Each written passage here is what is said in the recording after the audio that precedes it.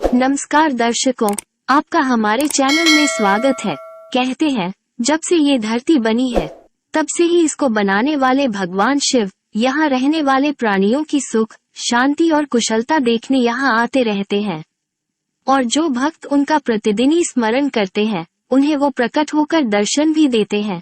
हिमालय पर तपस्या करने वाले अनेक साधु महात्माओं ने शिव जी का साक्षात दर्शन किया है तथा उनसे बहुत प्रकार के वरदान प्राप्त किए हैं और सिद्धियां हासिल की है।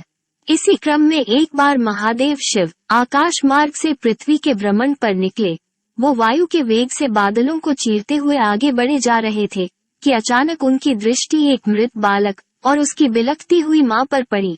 ये दुखियारी माँ बहुत विलाप कर रही थी।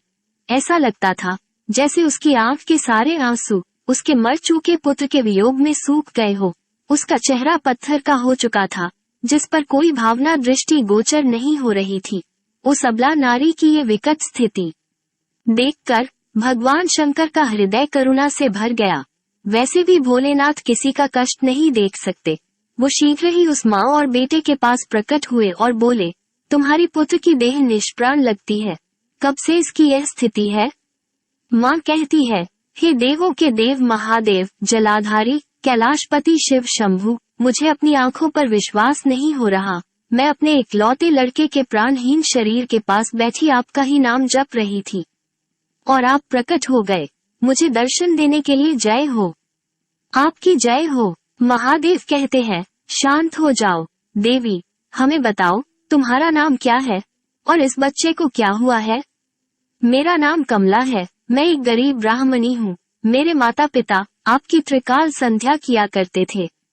हमारे परिवार में प्रारंभ से ही शिव भक्ति के संस्कार हैं।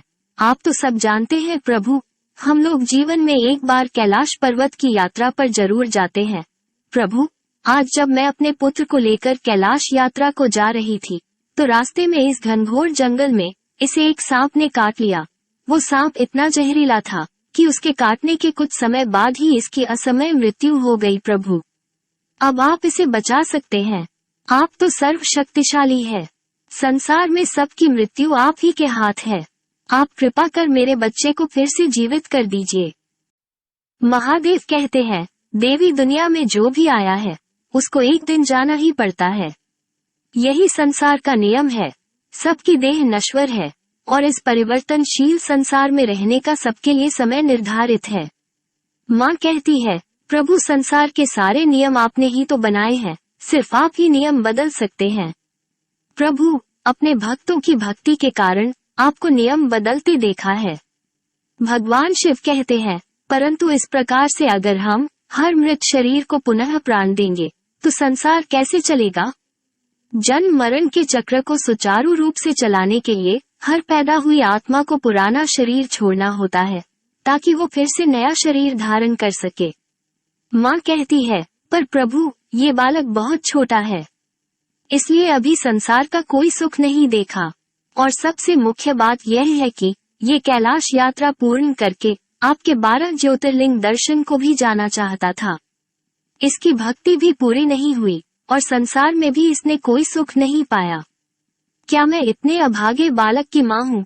अगर ऐसा है तो मेरी आपसे विनती है कि इसी समय आप अपने त्रिशूल से मेरा भी शीर्ष काट दीजिए। इसके बिना मेरे भी जीने का कोई अर्थ नहीं है। भगवान कहते हैं, शांत हो जाओ देवी, शांत हो जाओ। मैं ये दिव्य दृष्टि से देख सकता हूँ कि तुम्हारे बेटे की आयु समाप्त हो गई है। तभी यमराज उसके प्राण ले गया है। माँ कहती है, पर हे भोलेनाथ, यमराज इत्यादि देवता तो आपके सेवक है। आपकी आज्ञा को वो नहीं टाल सकते। आपके एक इशारे की देर है, वो मेरे बच्चे के प्राण लौटा देंगे। हे प्रभु, मरने से पहले मेरे बेटे की जुबान पर आपका ही नाम था। उस मृत्यु की विकट घड़ी में और किसी की नहीं, बस आपकी ही याद आई। इधर उसका शरीर छूट रहा था और वो लगातार ओम नमः शिवाय जप रहा था। अपने नाम की लाज रख लो प्रभु। मेरे बच्चे ने मरने से पहले मुझे आखिरी बार कहा था कि हे माँ, तुम चिंता मत करना, भगवान शंकर मुझे कुछ नहीं होने देंगे, वो मेरी रक्षा करेंगे। भगवान कहते हैं, ठीक है देवी, हम तुम्हारे पुत्र के प्रति इतने अधिक प्रेम के आगे स्वयं को असहाय पाते हैं। हमें इस बात का बहुत संतोष है कि तुम्हारे पूरे परिवार में भक्ति के संस्कार हैं। तुम्हारा पुत्र भी तीर्थ यात्रा करना चाहता था और उसके मन में भी भक्ति थी, और अंतिम समय में उसने हमारा स्मरण भी किया। हम यमराज का आह्वान करते हैं, हे यमराज यहाँ प्रकट हो जाओ। यमराज कहते हैं, आज्ञा दे प्रभु, मुझसे क्या त्रुटि हुई है जो आपने यहाँ असमय मुझे बुलाया है। मेरे कार्य में कोई गलती हो तो मुझे क्षमा कर दे भोलेनाथ। भगवान भोलेनाथ कहते हैं, तुमने इस बच्चे के प्राण क्यों लिए? क्या नहीं जानते कि ये बहुत छोटा है और अपनी माँ का बहुत ही प्यारा बालक है? तुमने ऐसा क्यों किया? ये हमारा नाम जप रहा था, फिर भी तुमने इसके प्राण खींच लिए। ऐसा करते हुए क्या तुम्हारे हाथ नहीं कांपे? यमराज कुछ बोलते क्यों नहीं? या अपनी बात रखने के लिए कोई शब्द नहीं है? तुमने ये बच्चे के साथ ऐसा क्यों किया? बोलो, वरना अभी अपनी तीसरी दृष्टि से तुम्हें कामदेव की तरह जलाकर भस्म कर देंगे। यमराज कहते हैं, हे महाकाल, काल का नियम आपने बनाया है कि जिस व्यक्ति की सांसों की गिनती समाप्त हो जाए हम उसे यमलोक ले जाए। इस बच्चे की सांसों की गिनती भी समाप्त हो गई थी, इसलिए हमने इसके प्राणों को हर लिया और ये मृत्यु को प्राप्त हो गया। अब आप चाहें तो इसे सांसें देकर फिर से आयु प्रदान कर सकते हैं। आप महामृत्युंजय हैं। मेरी भूलों को क्षमा करें महाराज कि मैं इस बात पर ध्यान नहीं दे पाया कि यह ओम नमः शिवाय का जाप कर रहा था। मुझे क्षमा कर दे प्रभु। माँ कहती है, हे प्रभु, अपने भक्तों की लाज रख लीजिए, मेरे बच्चे के प्राण लौटा दीजिए। भगवान भोलेनाथ कहते हैं, शांत हो जाओ देवी, इसे तक्षक नाग ने काटा है, उसके विष से कोई नहीं बच पाता, हम अभी उसे यहाँ बुलाते हैं। भगवान के आह्वान से तक्षक नाग वहाँ प्रकट हो गया। तक्षक नाग कहते हैं, क्या है प्रभु, किसका वध करना है? किसको डंक मारना है? किसको यमलोक भेजना है? आज्ञा दीजिए प्रभु, किसके प्राण हरने हैं? भोलेनाथ कहते हैं, किसी के प्राण नहीं हरने हैं तक्षक, अभी तो हमें इस बच्चे के प्राण लौटाने हैं। ये बालक और उसकी माँ हमारी परम भक्त है, ये बहुत भक्ति भाव वाले हैं। ये ओम नमः शिवाय और महामृत्युंजय मंत्र का प्रतिदिन जाप करते हैं। इनके परिवार में किसी की भी अकाल मृत्यु नहीं हो सकती, इसीलिए तुम अभी इस बच्चे का सारा विष खींचकर इसे जीवित कर दो। तक्षक नाग कहते हैं, जो आज्ञा महाराज। इस प्रकार तक्षक नाग ने विष खींच लिया। बच्चा जीवित हो गया और मुस्कुराने लगा। बच्चा कहता है, देखो माँ, भोले भंडारी ने मुझे कुछ नहीं होने दिया।